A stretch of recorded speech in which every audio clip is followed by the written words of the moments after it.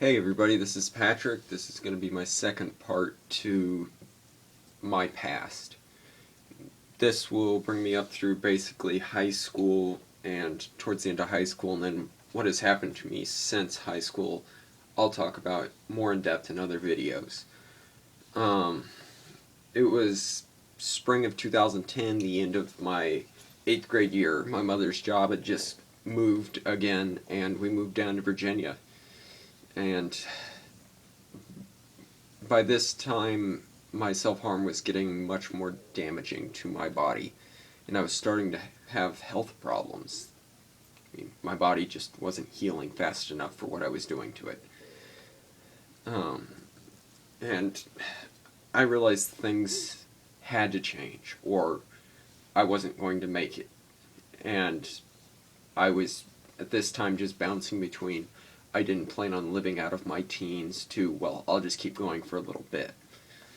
And things had to change, and I found online communities. I realized that there are actually lots of people out there who struggle with self-harm and who it is a difficult process to do to find recovery. And I consider my start to recovery at this time because it was, I was by no means clean from self-harm, but I didn't want to live the rest of my life that way. Um, and shortly after that occurred, a relationship ended, and I hurt myself really, really badly after that, and I honestly scared myself, and I realized that maybe I couldn't do this just on my own, so I had talked to my parents and told them I wanted to talk to somebody, and it took a few weeks, and we got a therapist, and it helped, but from where I am now, looking back, I wasn't in the mindset, I wasn't ready to be recovered.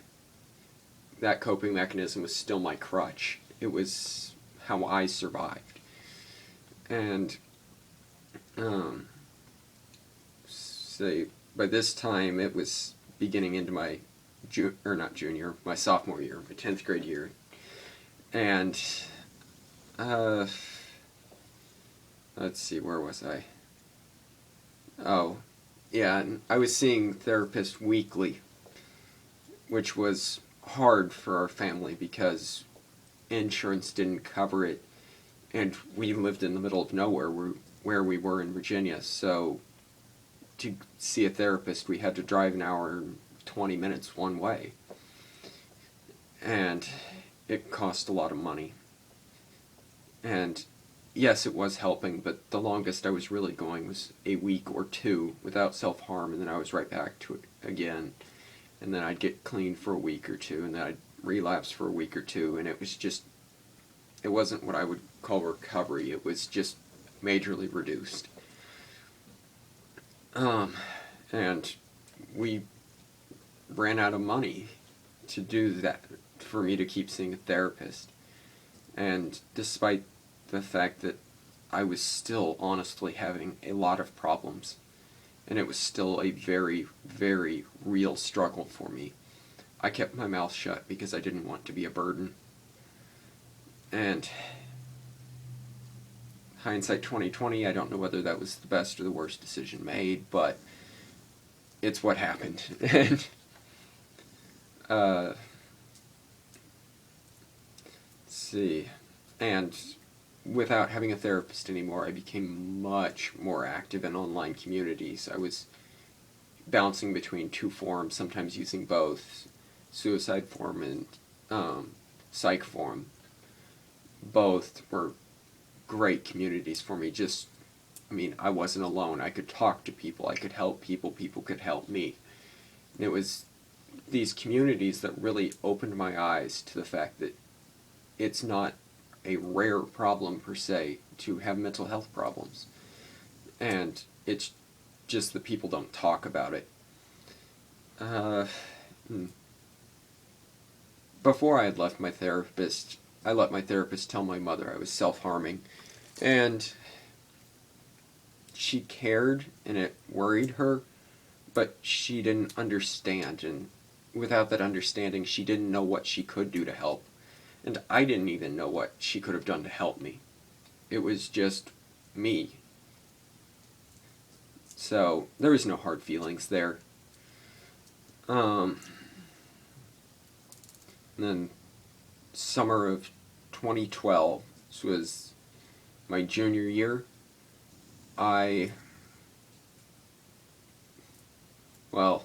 Summer before my junior year. At the end of my sophomore year, it had come out that a close friend of mine had been sexually assaulted, and it was really hard on me. And I'm not going to go too much into detail until I figure out some other stuff, but corruption within the county was keeping the perpetrator, from getting charged quickly.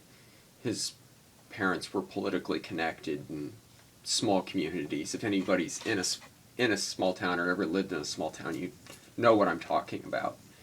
And the only thing at that point in time that was keeping me from killing myself was my plans for harm on him.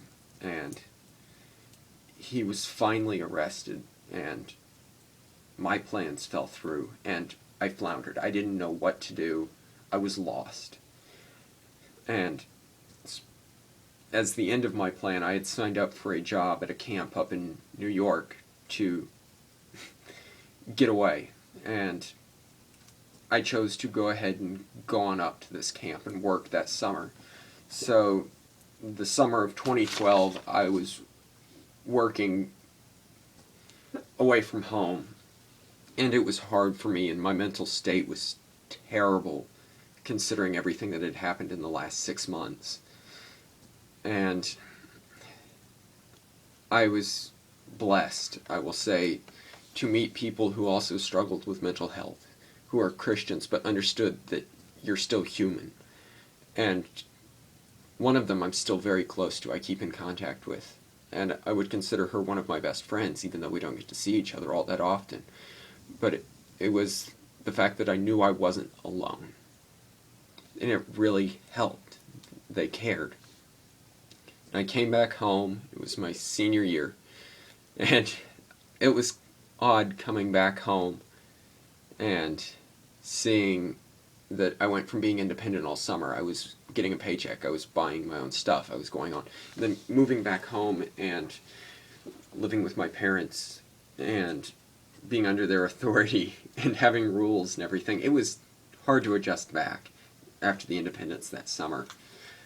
I had signed up for classes my senior year that, well, it was going to be a fun year, quote unquote, because never cared all that much for school, but you could take shop classes in high school. So out of my 7 class hours that I had my senior year, 5 of them were shop classes. So I only had 2 real classes, and those 2 classes that I did have, I chose the course level, the difficulty I was going to take them on based on who was teaching them. So had teachers I liked, and I was taking classes that I enjoyed.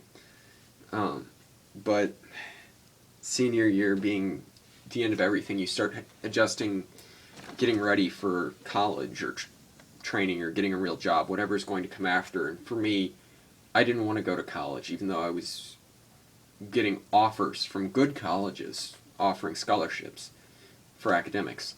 And I didn't see myself doing well at college. I love working with my hands. I love the shop classes. So I had chosen, applied for, and was accepted to a trade college up in Cleveland, Ohio. And it was stressful. I mean, it was downsizing everything that I owned in preparation to move. And I don't do change well. As probably in one of the next coming up videos, I will talk about what happened after I moved. But that spring, I was stressed, I was downsizing because I can hoard, so I ended up getting rid of a lot of stuff, stuff that I didn't want to get rid of. And it's not that it didn't need to go, I just didn't want it to go. But my pet died, and just piling everything on once again was enough, and I would classify them as 2 more attempts on my life in late winter and early spring, but I survived them. One was pretty bad recovering from, because dealing with side effects of an OD, and but I got my ducks in a row and I left home, came up and attempted to start school. And that's where I'm going to leave this video off. I'll start talking more about me since I've gotten up here to Cleveland, what happened and where I got to where I am, how I got to where I am today. I hope everyone is doing well, and anybody has comments, questions, feel free to message me. Comments are appreciated. Thanks for watching. Everybody stay strong.